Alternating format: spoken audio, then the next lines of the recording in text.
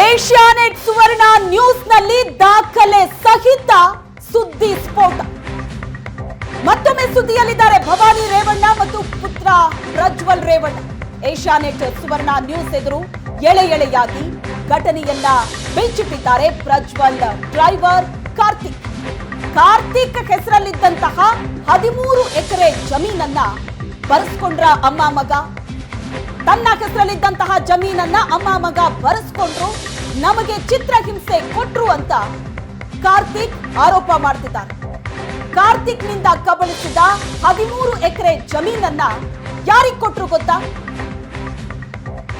ತಮ್ಮ ಆಪ್ತನ ಮಗನಿಗೆ 13 ಎಕರೆ ಜಮೀನನ್ನ ಉಡುಗೊರೆಯಾಗಿ ಕೊಟ್ರ ಭವಾನಿ ಪ್ರಜ್ವಲ್. ಏಷ್ಯಾನೆಟ್ ಸುವರ್ಣ ನ್ಯೂಸ್ನಲ್ಲಿ ಈ ಪ್ರಕರಣಕ್ಕೆ ಸಂಬಂಧಪಟ್ಟ ಹಾಗೆ ಸಮಗ್ರವಾದ ಮಾಹಿತಿ ದಾಖಲೆಗಳ ಸಹಿತ ನಿಮ್ಮ ಮುಂದೆ ಇಡ್ತಾ ಇದ್ದೀವಿ. ಕಾರ್ತಿಕ್ ಹೆಸರಲ್ಲಿದ್ದಂತಹ 13 ಎಕರೆ ಜಮೀನು, ಅದನ್ನ ಅಮ್ಮ ಮಗ ನನ್ನ ಹತ್ರ ಒತ್ತಾಯ ಪೂರ್ವಕವಾಗಿ ಬರೆಸ್ಕೊಂಡ್ರು ಅಂತ ಕಾರ್ತಿಕ್ ದೂರು ಕೊಟ್ಟಿದ್ದಾರೆ, ಆರೋಪ ಮಾಡ್ತಿದ್ದಾರೆ. ಏಷ್ಯಾನೆಟ್ ಸುವರ್ಣ ನ್ಯೂಸ್ ಮುಂದೆಯೂ ಕೂಡ ತಮ್ಮ ನೋವನ್ನ ಹೇಳಿಕೊಂಡಿದ್ದಾರೆ. ಎಸ್ ಶ್ವೇತಾ, ನಾವು ನೆನಪಿರ್ಬೋದು ಮೈಸೂರಿನಲ್ಲಿರುವಂತಹ ಭವಾನಿ ಕಾರು ಆಕ್ಸಿಡೆಂಟ್ ಪ್ರಕರಣ ಏನಿದೆ ಭಾರಿ ಸದ್ದು ಮಾಡಿತ್ತು. ಆ ಕೇಸ್ಗೂ ಕಿರಣ್ ರೆಡ್ಡಿಗೂ ನೆಂಟಿದೆ. ಅಂದ್ರೆ ಪ್ರಭಾಕರ್ ರೆಡ್ಡಿ ಹೆಸರಲ್ಲಿದ್ದಂತಹ ಕಾರನ್ನ ತನ್ನ ಸ್ನೇಹಿತನ ಕಾರು ಅಂತ ಭವಾನಿ ರೇವಣ್ಣ ಅವ್ರು ಹೇಳಿದ್ರು. ಕಾರಿಗೆ ಗುದ್ದಿದ್ದ ಬೈಕ್ ಸವಾರನ ಅವರೇನು ಹಿಗ್ಗಾಮುಗ್ಗ ಬೈದಿದ್ರು, ಅದು ಬಹಳ ದೊಡ್ಡ ಸುದ್ದಿಯಾಗಿತ್ತು. ಭವಾನಿ ರೇವಣ್ಣ ಅದೇ ಕಾರಿನ ಮಾಲೀಕನ ಮಗನ ಹೆಸರಿಗೆ ಕಾರ್ತಿಕ್ರ ಜಮೀನನ್ನ ನೋಂದಣಿ ಮಾಡಿಕೊಟ್ಟಿದ್ದಾರೆ. ಗುತ್ತಿಗೆದಾರ ಪ್ರಭಾಕರ್ ರೆಡ್ಡಿ ಮತ್ತು ರೇವಣ್ಣ ಕುಟುಂಬಕ್ಕೆ ಹಲವು ವರ್ಷಗಳಿಂದ ನಂಟಿದೆ. ತನ್ನಿಂದ ಕಿತ್ತುಕೊಂಡ ಜಮೀನನ್ನ ಕಿರಣ್ ರೆಡ್ಡಿ ಹೆಸರಿಗೆ ನೋಂದಣಿ ಮಾಡಿಸಿದ್ರು ಅಂತ ಸುವರ್ಣ ನ್ಯೂಸ್ಗೆ ದೂರುದಾರ ಕಾರ್ತಿಕ್ ಹೇಳಿಕೆಯನ್ನು ಕೊಟ್ಟಿದ್ದಾರೆ. ಇಲ್ಲಿ ಆ ಪ್ರಕರಣಕ್ಕೂ ಕೂಡ ಲಿಂಕ್ ಸಿಗ್ತಾ ಇದೆ. ಕಾರ್ತಿಕ್ ಹೆಸರಿನಲ್ಲಿದ್ದಂತಹ 13 ಎಕರೆ ಜಮೀನನ್ನ ಭವಾನಿ ರೇವಣ್ಣ ಆಪ್ತ ಬಿಲ್ಡರ್ ಪ್ರಭಾಕರ್ ರೆಡ್ಡಿ ಅವರ ಪುತ್ರನ ಹೆಸರಿನಲ್ಲಿ ಹಾಕಿದ್ರೆ ನೋಂದಣಿಯನ್ನ ಮಾಡಿಸ್ಕೊಂಡ್ರ. ಸುವರ್ಣ ನ್ಯೂಸ್ಗೆ ದೂರುದಾರ ಕಾರ್ತಿಕ್ ಈ ಬಗ್ಗೆ ಹೇಳಿಕೆಯನ್ನ ಕೊಟ್ಟಿದ್ದಾರೆ. ಹಾಗಾದ್ರೆ ಪ್ರಕರಣ ಎಲ್ಲಿವರೆಗೆ ಬಂತು ಅನ್ನೋದ್ರ ಬಗ್ಗೆ ಇನ್ ಡೀಟೇಲ್ ಆಗಿ ಮಾಹಿತಿಯನ್ನ ನೀಡ್ತಾರೆ ನಮ್ಮ ರಿಪೋರ್ಟರ್ ರಮೇಶ್ ಈಗ ಸಂಪರ್ಕದಲ್ಲಿದ್ದಾರೆ. ರಮೇಶ್, ಭಾರಿ ಗಂಭೀರ ಆರೋಪ ಇದು ಕೇಳಿ ಬರ್ತಾ ಇರುವಂತದ್ದು ಭವಾನಿ ರೇವಣ್ಣ ಮತ್ತವರ ಪುತ್ರನ ವಿರುದ್ಧ. ಈ ದೂರನ್ನ ಯಾವಾಗ ಕೊಟ್ಟಿದ್ದು, ಈಗ ಯಾವ ಹಂತದಲ್ಲಿದೆ, ಈ ಸಾಕ್ಷಿಗಳು ನಿಜಕ್ಕೂ ಸಾಕಾಗುತ್ತಾ? ಬಹಳ ಪ್ರಭಾವಿ ವ್ಯಕ್ತಿಗಳ ವಿರುದ್ಧ ಅವರು ದೂರು ಕೊಡ್ತಾ ಇದ್ದಾರೆ ಅಂತಂದ್ರೆ ನಿಜಕ್ಕೂ ಅಲ್ಲಿ ಸಬ್ಸ್ಟಾನ್ಷಿಯಲ್ ಎವಿಡೆನ್ಸ್ ಬೇಕೇ ಬೇಕಾಗುತ್ತೆ ಅಂತ. ಪ್ರತಿಮಾ, ಇದು ಇದೇ ವರ್ಷ ಮಾರ್ಚ್ 12ರಿಂದ 16ನೇ ತಾರೀಕು ಒಳಗೆ 4 ದಿನದಲ್ಲಿ ನಡೆದಂಥ ಘಟನೆ ಇದಾಗಿರುವಂತಹದ್ದು. ಅಂದರೆ ಇದೇ ಪ್ರಜ್ವಲ್ ರೇವಣ್ಣಾಗಿ ಮತ್ತು ಭವಾನಿ ರೇವಣ್ಣ ಅವರ ಮನೆಯಲ್ಲಿ ಕಾರ್ ಡ್ರೈವರ್ ಆಗಿ 14 ವರ್ಷ ಕೆಲಸ ಮಾಡಿದ್ದಂಥ ಕಾರ್ತಿಕ್ ಅನ್ನುವಂಥ ಗಂಭೀರವಾದ ಆರೋಪವನ್ನು ಮಾಡ್ತಾ ಇರುವಂಥದ್ದು. ಅಂದರೆ ಆ ಕುಟುಂಬದ ಜೊತೆ ಹಲವು ವರ್ಷಗಳ ಕಾಲ ತುಂಬ ಒಳ್ಳೆಯ ನಂಟನ್ನು ಹೊಂದಿದ್ದಂಥ ಕಾರ್ತಿಕ್ ಬಳಿ ಅವರು ಪ್ರಜ್ವಲ್ ರೇವಣ್ಣ ಮತ್ತು ಭವಾನಿ ರೇವಣ್ಣ ಅವರಿಬ್ಬರು ಕೂಡ ಕರ್ಕೊಂಡೋಗಿ ಒಂದು ಕಡೆ ಏನೋ ಕಿಡ್ನಾಪ್ ಮಾಡ್ಕೊಂಡು ಕರ್ಕೊಂಡೋಗಿ ಒಂದು ಕಡೆ ಇಟ್ಟು ಅವ್ರನ್ನ ಜೊತೆಗೆ ಕೇವಲ ಕಾರ್ತಿಕ್ ಮಾತ್ರ ಅಲ್ಲ ಅವರ ಪತ್ನಿಯನ್ನು ಕರ್ಕೊಂಡು ಬಂದು ಐಬಿಯಲ್ಲಿ 2-3 ದಿನ ಕೂಡಿಟ್ಟು ಚಿತ್ರಹಿಂಸೆ ಕೊಟ್ಟು ಅದಾದ ನಂತರ ಕಾರ್ತಿಕ್ ಹೆಸರಲ್ಲಿದ್ದಂಥ ಹೊಳೆನರಸೀಪುರ ತಾಲೂಕಿನ ಕಲ್ಲುಬ್ಯಾಡ್ರಲ್ಲಿರುವಂಥ 13.5 ಎಕರೆ ಜಮೀನನ್ನು ಬರ್ಕೊಡ್ಬೇಕು ಅಂತೇಳಿ ಚಿತ್ರಹಿಂಸೆ ಕೊಟ್ಟು ಬರ್ಸ್ಕೊಂಡಿದ್ದಾರೆ ಅನ್ನುವಂಥ ಪ್ರಮುಖವಾದ ಆರೋಪವನ್ನು ಮಾಡ್ತಾ ಇರುವಂಥದ್ದು ಇದೆ.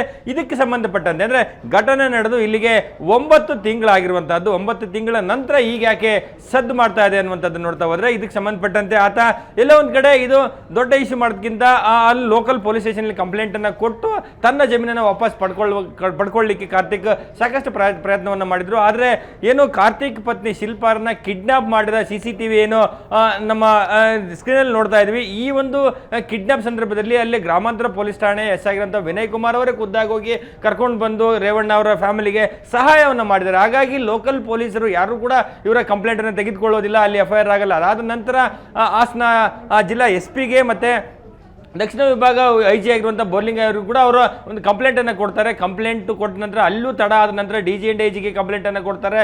ಅದಾದಮೇಲೆ ಅದು ಎನ್ಕ್ವೈರಿಗೆ ಆರ್ಡರ್ನ ಮಾಡಿರುವಂಥದ್ದು. ಆ ಎನ್ಕ್ವೈರಿ ಚನ್ನಪಟ್ಟಣ ಉಭಯ ಭಾಗ DSP ಆಗಿರುವಂಥ ರವಿಪ್ರಸಾದ್ ಅವ್ರ ಮೂಲಕ ಎನ್ಕ್ವೈರಿ ಆಗುತ್ತೆ. ಎನ್ಕ್ವೈರಿ ರಿಪೋರ್ಟನ್ನು ಕೂಡ ಈಗಾಗಲೇ ಸಲ್ಲಿಕೆ ಮಾಡಿರುವಂಥದ್ದು. ಆ ಒಂದು ರಿಪೋರ್ಟಲ್ಲಿ ಏನೋ ಒಂದು ಕಡೆ ಯಾವುದೇ ಸಾಕ್ಷಿಗಳನ್ನು ಪರಿಗಣನೆ ಮಾಡದೆ ಅಥವಾ ಅಲ್ಲಿ ಕಣ್ಣಾರೆ ಕಂಡಂಥವ್ರನ್ನು ಕೂಡ ಕರೆದು ಹೇಳಿಕೆಯನ್ನು ಕೊಡದೆ ಕೇವಲ ಖಾಲಿ ಆಳಿಗಳಿಗೆ ಸಹಿಯನ್ನು ಮಾಡಿಸಿ ಅವರಿಗೆ ಬೇಕಾದ ರೀತಿ ರಿಪೋರ್ಟನ್ನು ಹಾಕಿದ್ದಾರೆ ಅಂತೇಳಿ ಕಾರ್ತಿಕ್ ಏನೋ ಆರೋಪವನ್ನು ಮಾಡ್ತಾ ಇರುವಂಥದ್ದು. ಈಗ ಸದ್ಯಕ್ಕೆ ಅದು ಎನ್ಕ್ವೈರಿ ಆಗಿರುವಂಥದ್ದು. ಅಂದರೆ ಇಂಥ ಒಂದು ಕಿಡ್ನಾಪ್, ಅಸಾಲ್ಟ್ ಜೊತೆಗೆ ಜಮೀನನ್ನು ಬರ್ಸ್ಕೊಂಡಿರುವಂಥ ಸಿವಿಲ್ ಮ್ಯಾಟರ್ ಆದರೂ ಕೂಡ ಇಡೀ ಗಂಡ ಹೆಂಡತಿಯನ್ನು ಕಿಡ್ನಾಪ್ ಮಾಡಿ ಅಸಾಲ್ಟ್ ಮಾಡಿ ಏನು ಕಿರುಕುಳ ಕೊಟ್ಟಂಥದ್ದಕ್ಕೆ FIR ಆಗಬೇಕಿತ್ತು. ಆದರೆ ಇಲ್ಲೊಂದು ಕಡೆ FIR ಮಾಡದೇ ಇರುವಂಥದ್ದು ಕೂಡ ಅಲ್ಲಿನ ಲೋಕಲ್ ಪೊಲೀಸರಾಗಲಿ ಅಥವಾ ಇಡೀ ವ್ಯವಸ್ಥೆ ಅವರಿಗೆ ಸಪೋರ್ಟ್ ಮಾಡಿದೆ ಅನ್ನುವಂಥದ್ದು ಒಂದಷ್ಟು ಮೇಲ್ನೋಟಕ್ಕೆ ಕಂಡು ಬರ್ತದೆ. ಅಂದರೆ ಅನುಮಾನ ವ್ಯಕ್ತ ಆಗುತ್ತೆ. ಆದರೂ ಕೂಡ ಕಾರ್ತಿಕ್ ಏನಿದ್ದಾರೆ ಆರಂಭದಿಂದ ಕಳೆದ 9 ತಿಂಗಳಿಂದ ಸಾಕಷ್ಟು ಹೋರಾಟವನ್ನು ಮಾಡ್ತಾ ಬಂದಿರುವಂಥದ್ದು. ಆದರೂ ಕೂಡ ಅದನಿಗೆ ಎಲ್ಲ ಒಂದು ಕಡೆ ನ್ಯಾಯ ಸಿಕ್ಕಿಲ್ಲ. ಹಾಗಾಗಿ ಈಗ ಅಂತಿಮವಾಗಿ ಈ ಎಲ್ಲ ವಿಚಾರಗಳು ಇಟ್ಕೊಂಡು ನಾನು ಕೋರ್ಟ್ ಮೆಟ್ಲೇ ಇರ್ತಾನೆ, ಹೈಕೋರ್ಟ್ಗೆ ರಿಟ್ ಪಿಟಿಷನ್ ಹಾಕುವ ಮೂಲಕ ಇಡೀ ಕುಟುಂಬ ತನಗೆ ಅನ್ಯಾಯ ಮಾಡಿದೆ. ಒಂದು ಕಡೆ 3 ತಿಂಗಳ ಗರ್ಭಿಣಿ ಏನೋ ಕಾರ್ತಿಕ್ ಅವರ ಪತ್ನಿ 3 ತಿಂಗಳ ಗರ್ಭಿಣಿಯನ್ನು ಕರ್ಕೊಂಡೋಗಿ ಭವಾನಿ ರೇವಣ್ಣ ಅವರೇ ಕಾಲಿಂದ ಜಾಡಿಸಿ ಒದ್ದು ಅಲ್ಲಿ ಅಸಾಲ್ಟನ್ನು ಮಾಡಿದ ಸಂದರ್ಭದಲ್ಲಿ ಅವರಿಗೆ ಅಬಾರ್ಷನ್ ಆಗುತ್ತೆ. ಅಂದರೆ ಅದು ಕೂಡ ಒಂದು ದೊಡ್ಡ ಹೀನವಾದಂಥ ಕೃತ್ಯ ಅದಾಗಿರುವಂಥದ್ದು. ಮತ್ತು ಕಾರ್ತಿಕ್ ಮೇಲೆ ಅಲ್ಲೇ ಆಗಿರುವಂಥದ್ದು ಇದೆಲ್ಲವೂ ಕೂಡ ತನಿಖೆ ಆಗಬೇಕಾಗಿರುವಂಥದ್ದು. ಆದರೆ ಪ್ರಮುಖವಾಗಿ ಕಾರ್ತಿಕ್ ನಮಗೆ ಅಸಾಲ್ಟ್ ಮಾಡಿರೋದು ಒಂದು ಕಡೆ ಕ್ರಿಮಿನಲ್ ಕೇಸ್ ಆದರೆ ತಾನು ದುಡಿದು ಸಂಪಾದನೆ ಮಾಡಿದಂಥ ಹಣದಲ್ಲಿ ಖರೀದಿ ಮಾಡಿದಂಥ 13 ಎಕರೆ ಜಮೀನನ್ನು ಇವರು ದಬ್ಬಾಳಿಕೆ ಮಾಡಿ ನನ್ನ ಎಲ್ಲೊಂದು ಕಡೆ ಕೂಡಿಟ್ಟು ಚಿತ್ರಹಿಂಸೆಯನ್ನು ಕೊಟ್ಟು ಅದನ್ನೇನು ಹೆಸರಿಗೆ ಮಾಡ್ಕೊಂಡಿದ್ದಾರೆ. ಆ ಜಮೀನು ನನಗೆ ವಾಪಸ್ ಬೇಕು, ಅದು ನಾನು ದುಡಿದು ಸಂಪಾದನೆ ಮಾಡಿರುವಂಥದ್ದು ಅಂತೇಳಿ ಆರೋಪವನ್ನು ಮಾಡ್ತಾರೆ. ಮತ್ತೊಂದು ವಿಷಯ, ಈ ಒಂದು ಜಮೀನು ಕಿರಣ್ ರೆಡ್ಡಿ ಅನ್ನೋರಿಗೆ ಏನು ಅದನ್ನ ನೋಂದಣಿ ಮಾಡಿಸಿರುವಂಥದ್ದು ನೋಡಿದ್ರೆ ಆ ಕಿರಣ್ ರೆಡ್ಡಿ ಯಾರು ಅಂತ ನೋಡ್ತಾ ಹೋದ್ರೆ ಅದೆಲ್ಲ ಒಂದು ಕಡೆ ರೇವಣ್ಣ ಕುಟುಂಬದ ಬೇನಾಮಿ ಅನ್ನುವಂಥ ಒಂದಿಷ್ಟು ಅನುಮಾನಗಳು ವ್ಯಕ್ತ ಆಗುತ್ತೆ. ಇತ್ತೀಚೆಗಷ್ಟೇ ಮೈಸೂರಿನಲ್ಲಿ ಭವಾನಿ ರೇವಣ್ಣ ಅವರ ಕಾರಿಗೆ ಯಾರೊಬ್ಬ ಬೈಕ್ನಲ್ಲಿ ಡಿಕ್ಕಿ ಹೊಡೆದು ಅದು ಅಲ್ಲಿ ಭವಾನಿ ರೇವಣ್ಣ ಅವರು ನಾಲಿಗೆ ಏರಿಬಿಟ್ಟು ಸಾಕಷ್ಟು ಸುದ್ದಿ ಆಗಿರುವಂಥದ್ದು. ಅಂದರೆ ಆ ಒಂದು ಕಾರು ಕೂಡ ಪ್ರಭಾಕರ್ ರೆಡ್ಡಿ ಅವರ ಕಾರು. ಪ್ರಭಾಕರ್ ರೆಡ್ಡಿ ನನ್ನ ಸ್ನೇಹಿತನ ಕಾರನ್ನು ತೆಗೆದುಕೊಂಡು ಬಂದಿದೆ ಅಂತೇಳಿ ಅದೇ ಸ್ನೇಹಿತನ ಮಗನ ಹೆಸರಿಗೆ ಇದನ್ನು ರಿಜಿಸ್ಟರ್ ಮಾಡಿಸುವಂಥದ್ದು ನೋಡಿದರೆ ಎಲ್ಲ ಒಂದು ಕಡೆ ತಾವು ಆ ಕಾರ್ತಿಕ್ನಿಂದ ಕಿತ್ಕೊಂಡಂಥ ಜಮೀನನ್ನು 13 ಎಕರೆ ಜಮೀನನ್ನು ತನ್ನ ಬೇನಾಮಿಗೆ ಮಾಡಿಸಿದ್ದಾರೆ ಅನ್ನೋಂಥದ್ದು ಮೇಲ್ನೋಟಕ್ಕೆ ಗೊತ್ತಾಗಿರುವಂಥದ್ದು.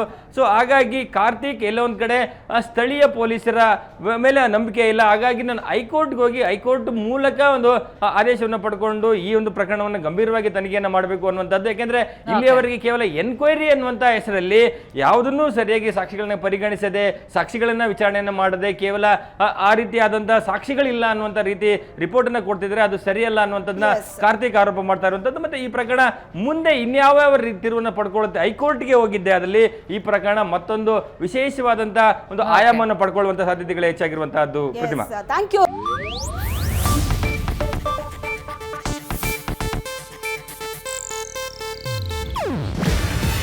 ಇದು ಏಷ್ಯಾನೆಟ್ ನ್ಯೂಸ್ ನೆಟ್ವರ್ಕ್ ಪ್ರಸ್ತುತಿ. ನೀವು ನೋಡ್ತಿದ್ದೀರಾ ಏಷ್ಯಾನೆಟ್ ಸುವರ್ಣ ನ್ಯೂಸ್.